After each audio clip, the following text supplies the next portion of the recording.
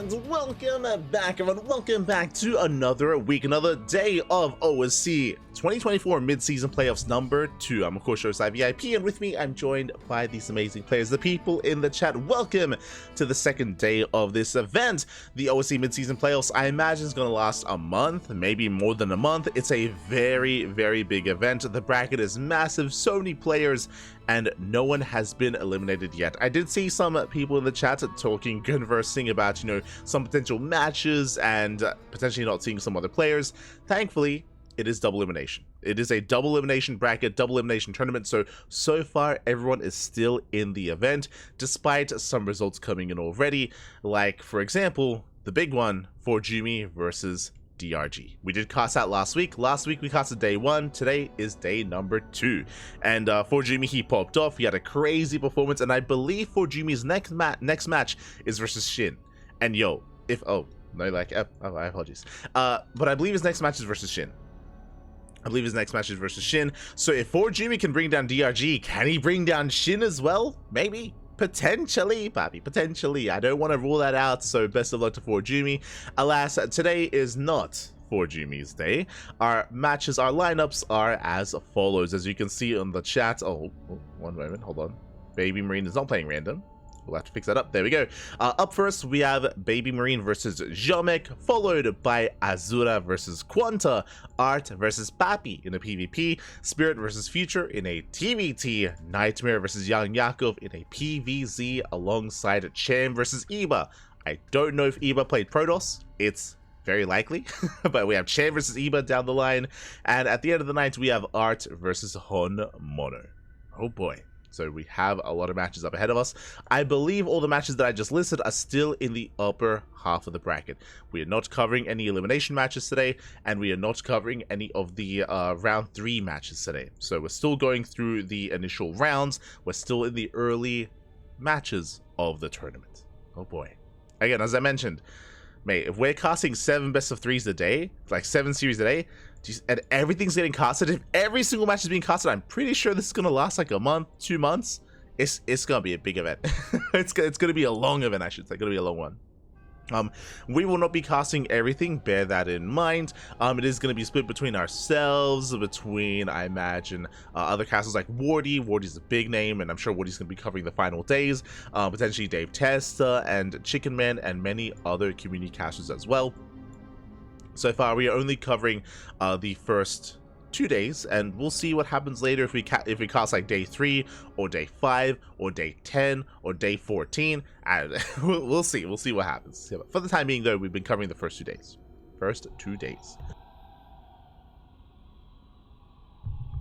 Oh, but here we go. Blinded by the light. Exactly. Oh, we're back. It's all good. But hello everyone in the chat. I see Kenny, I see Nikachu as well. No clone, get that? ¿Cómo estás? No clown, papi. Ay. Psychon, Sounder, I start as well. Hope you're all doing well this lovely week.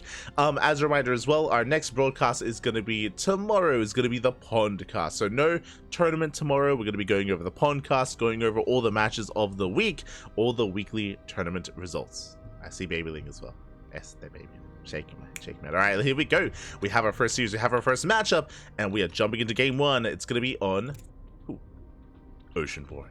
Let's go. If you're in the chat, it's time to get your gamba going, papi. It's time to get your gamba going. Here we go. Predictions are now open. Place your bets on who you think will claim the series, bearing in mind this is going to be a best of 3 TvP. And spawning in the bottom right-hand corner of Oceanborn, we have the Italian Terran player, the Red Terran, representing himself, currently teamless. It is BabyMarine. It's Rainer's little boy. Brother. It's spawning in the top left-hand corner. We have the Polish Protoss player, the Blue Protoss, representing Special People Esports. Oh, sorry, Super People Esports. It is Ziomek. It's quite a mouthful, the name of the team. Shaking my head. SPE. But here we go. We have our initial PvT. Coming into this, I would favor BabyMarine. We have been casting a lot of BabyMarine recently, and it was 2 weeks ago that BabyMarine actually became our champion for the STC. He was the Sparkling Tuna Cup champion. He performed very well in our weekly tournament, and it did involve some cheese as well. We do have a Rax across the map. Now, bearing in mind, this is only a singular Rax for BabyMarine. Back at home, everything's looking as it should. I mean, I say that. Ziomek is coming in with a probe scout. He should get a read on the missing Rax. And the problem with this matchup is that the Rax could be hidden further back in the main, could be hidden here at the natural, could be hidden at the third base, or even the other third base location as well. So it's on Ziomek to piece together what's going on and to react, underreact, maybe even overreact to what is going on, as it is going to be the initial Reaper on the way. You can see here, Ziomek, he's looking for the Rax further back in the main to make sure it is not, hidden back further and it isn't a fake out. Likewise, we'll be checking the natural, and from here should be going towards the third base location as well. So again, he's checking these standard locations where the Rax could be before really committing. And there it is, we have the safety Zealot in production for Ziomek. He doesn't skip out. If he realizes the Rax is back at home, then he can cancel the Zealot. But for the time being, Bunker is thrown down, and it's most likely going to be a real proxy, so the Zealot will pop out. So far, nice defense here by Ziomek. Zealot is on the way. Bunker is almost out, and this is going to be actually blocking the Nexus. Oh my god. The Nexus is denied. The Zealot has arrived, and can we shut down the Bunker? Can we shut down that SCV? Going for the Bunker itself. Gets a couple of swipes in, and the SCV is so low. Oh, what a mess. One more, and it does go down. The Bunker is denied. The Reaper has arrived. We'll be able to pick away out of the probe, and can kite this Zealot to death as well, as it does dip into the main, going for another probe kill. Rax is sweating back home. And do we get another probe? It looks like, we do! It's going to be 2 probes so far. And can we get a third? It looks like we can. 3 probe kills. The Stalker will shut this down, and eventually this Bunker will be cancelled. But until then, Ziomek is stuck on 1 base. So a very strong start for the Terran player. Has been able to successfully delay the expansion of Ziomek, and will be keeping him on a 1 base economy for that much longer. Eventually, though, it's going to be cancelled in a couple of seconds. Hopefully not killed. Reaper dipping in. Oh, it's getting close. Ooh. There we go. We do have the cancel in time. There's a Nexus now on the way. It's a very late Nexus for Ziomek, but still on the way nonetheless. As BabyMarine, he does pull back, and it's on him to figure out the tech of choice. We can see Twilight Council. Twilight Council opener out of Ziomek. Meanwhile, BabyMarine still has yet to determine whether this is Twilight Council, Robo, or a Stargate. Could be any of the 3 here for Ziomek.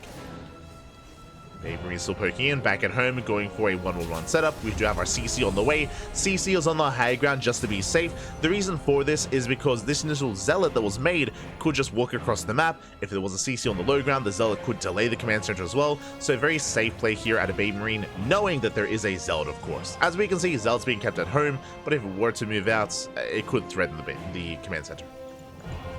It could threaten the base. So BabyMarine is going to be settling in and calming down. We go. First, easy. Shaking my head.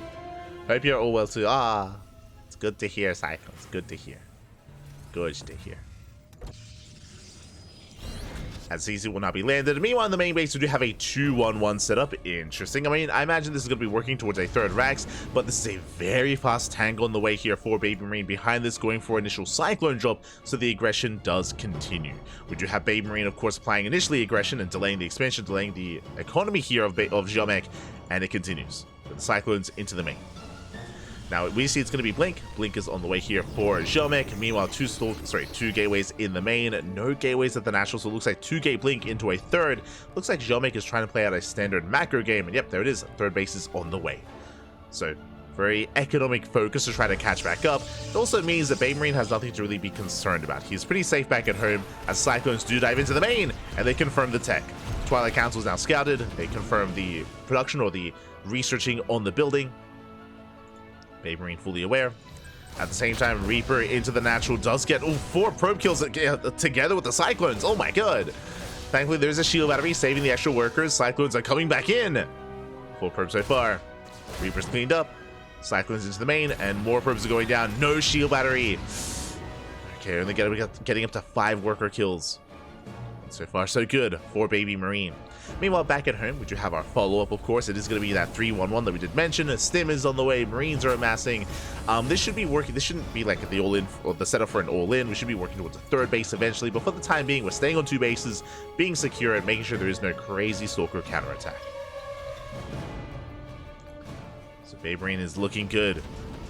Meanwhile, across the map, Ziomek trying to settle into his own economy.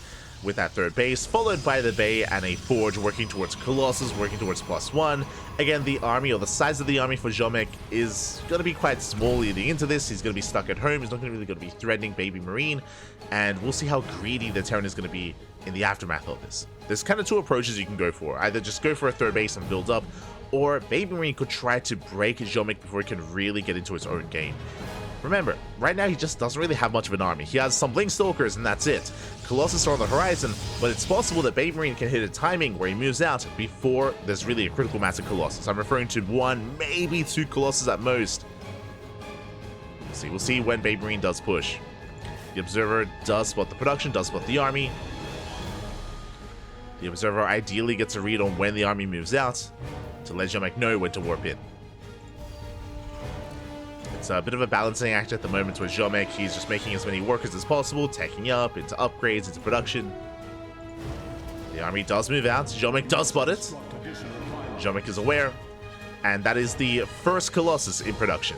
So there's going to be 1 Colossus to defend. Ziomek is aware what's going on. He's setting up. We need shield batteries.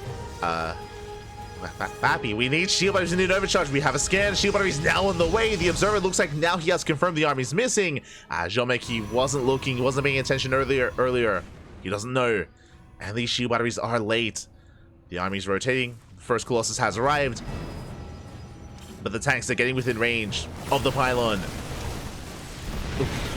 Shelling away at the main army. Pylon under fire. Pylon is going to go down. And that depowers the shield batteries. No overcharge. The base is going to go down. The base, it's going to fall. Again, just a late reaction from Ziomek. Not in position. The base goes down, and just like that, BabyMarine has a massive lead. Containing his opponent, Slide comes back into the main. Probes are going down, and BabyMarine is just pulling Ziomek apart. Just cannot keep up. Taking another third, an exposed third base as well. A very difficult base to hold on to, as there's high ground right next to the third. BabyMarine, he rotates, he sees, he'll confirm. He should. There we go.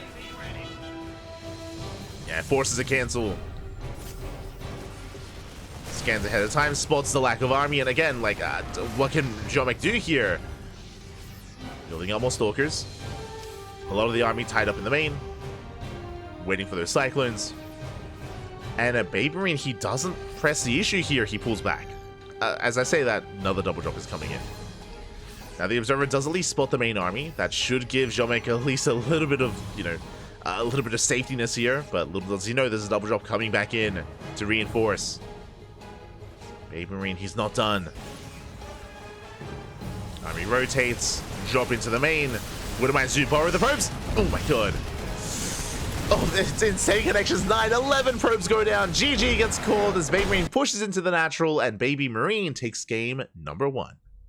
GG. Very impressive game. Very impressive. GG, well played. Ziomek had a hard time keeping up. On top of that, unfortunately, even though the Observer of Ziomek did spot the move out, it looks like he didn't notice it to himself. If you remember, it was a couple of seconds later that Ziomek manually moved the Observer closer to the natural, so it looks like he hadn't noticed the move out and he was looking for the main army. Then he noticed it wasn't there. Then he threw down the shield batteries, but it was a lot later. The army took longer to rotate, and BabyMarine, he was able to siege within range of the Nexus and the pylon. Like, that was just the kill move then and there. If Ziomek had been able to spot it in time and react in time, maybe a different game state. He would have had faster shield batteries. His army would have been in front of the pylon and would have had an overcharge as well. Like, a very different kind of dynamic would have unfolded, and potentially defense as well. Regardless, GG, well played. And we're getting into game number 2. BabyMarine, he does lead the series, but I want to believe we can have a back and forth as we are embracing a very different map. Let's go. Very special aspect about this tournament, by the way, for those who are maybe unaware, for those who didn't watch day 1 or don't watch OSC events, we feature an extended map pool. An extended map pool, papi. Here we go. We don't just feature the current ladder or tournament maps, we feature some older maps that were voted on as well. We're going to be loading into Cosmic Sapphire. It's been a while, papi. It's been far too long. Cosmic Sapphire is on the way. This was in the ladder map pool back in 2021, I think. Maybe late 2021, coming into early 2022. No, I think even earlier than that. around that era, around 2021 era of StarCraft. So it's been a couple of years, but here we go. Spawning in the bottom right hand corner of Cosmic Sapphire, we have the Italian Terran player, the Red Terran, representing himself, currently teamless, but ahead in the series, it is BabyMarine. And spawning in the top left hand corner, we have the blue Protoss player from the land of Poland, representing Super People's Esports. It is Ziomek. We go. And again, it's been a while since we've embraced Cosmic Sapphire. It is a much larger map, and the map has a lot of bases, a lot of wide open spaces in the center of the map as well, a lot of different attack paths. You can open up rocks to make things a little bit more open in the center of the map as well. There's a Zonaga on the right hand side of the map, which does actually scout the main attack path, really, on at least the right hand side if you expand in that direction. And there is also a gold base, which doesn't really come into play too often. In a long late game, we could see the base being taken, but early on it's usually avoided, as it is very exposed, very wide open, usually to avoid that gold. There was also a very popular proxy location here, if you recall, where you can go for a proxy 2 racks in this location, and you can actually save the SCVs if they're on the right hand side. Like, they just cannot be attacked, even if they get scattered. We've seen many, some workers being pulled to try and deny the proxy, and it just fall in its face. This was very trendy back in the day, which is also why there's a Terran statue to honor the Terran proxy. It was awful back in the day. Not like this, not like this. Speaking of proxy, once again, proxy factory across the map. Okay, BabyMarine going for the initial racks, going for the factory instead. And are we looking to float into the main? I feel like if we were, it'd be closer to the edge, right? If we wanted to float into the main and go proxy Widowmine, that is a build. That is something that has happened at the pro level. Otherwise, factory into starport into Hellion drop could be another option. I'm curious what is going to be done here for BabyMarine. I mean, the main base is quite large. There is a massive space here that you can try to make use of. Do we float in? Are we that crazy? Nah, it's starport, yeah, there we go. Hellion with the starport. It's gonna be a Hellion drop. It's gonna be a Hellion drop into the main base.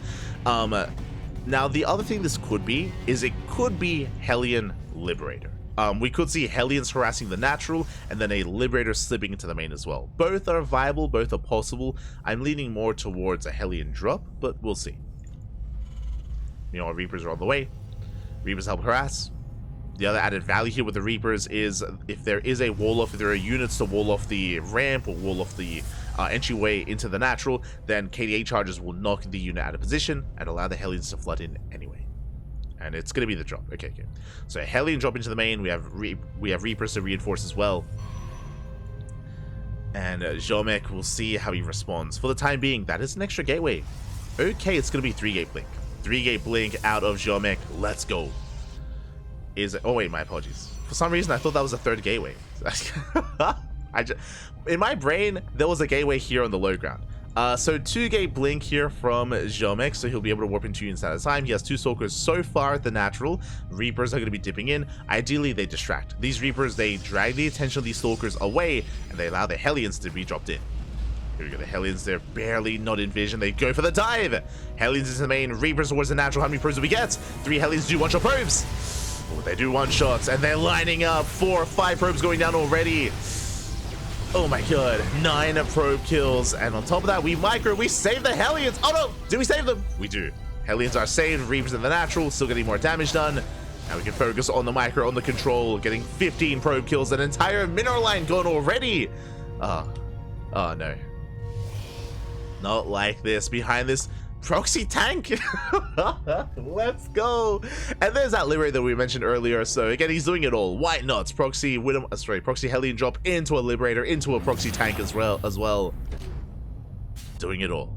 It's a 1 base all in. There is a CC on the way, true. Macro game, Bobby. Macro game. Kappa.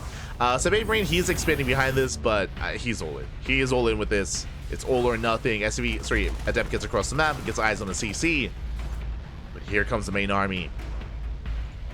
Here comes BabyMarine. The pylon is exposed. We have 2 Stalkers in the main. We have 4 Stalkers here at the natural, 6 in total. Blink is almost done. But Blink is not done quite yet. And again, this position looks so exposed. Liberation has arrived, and we're going for the pylon. Pylon is going to go down. Oh, we have the overcharge. It doesn't matter. Yeah, it doesn't matter. Overcharge is not strong enough. DPS is too high. Pylon goes down. And the BabyMarine, he's gaining ground, pushing even further. We have a backup pylon on the way, but it's still within range of the tank. Yeah, it doesn't matter. We just focus on the shield battery. Backup pylons on the way. Robo under fire. Without a Robo, there's no Immortals. There's no safety mortal made either. Ziomek, he blinks in. Does take down one of the tanks. Oh, but the punish is real. That's two. That's 3 Stalkers going down. 3 Stalkers left. And BabyMarine, he has control of the low ground. The boys, they will be pulled away. They will evacuate.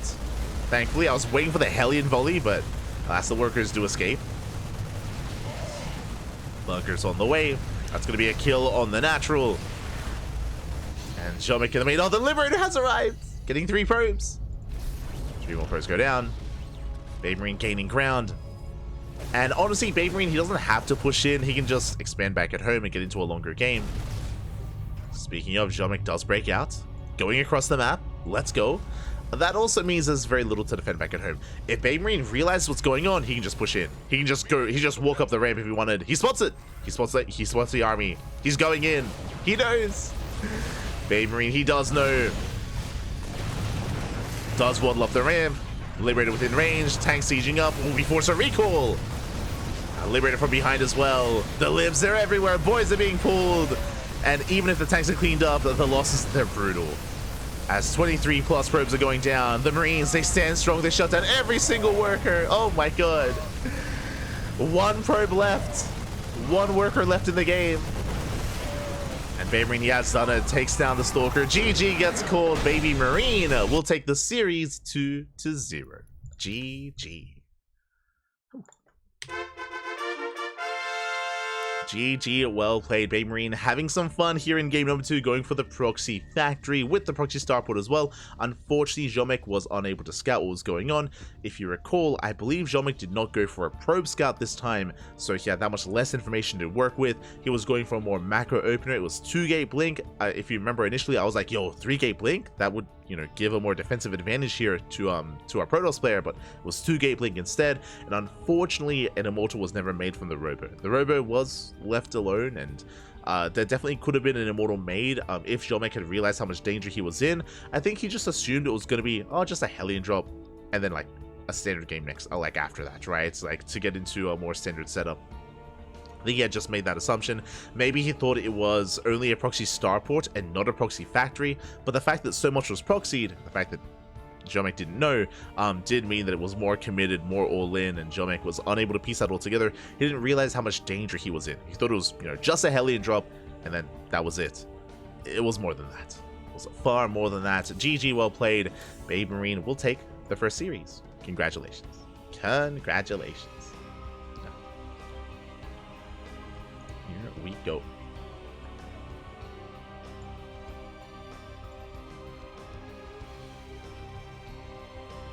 Go.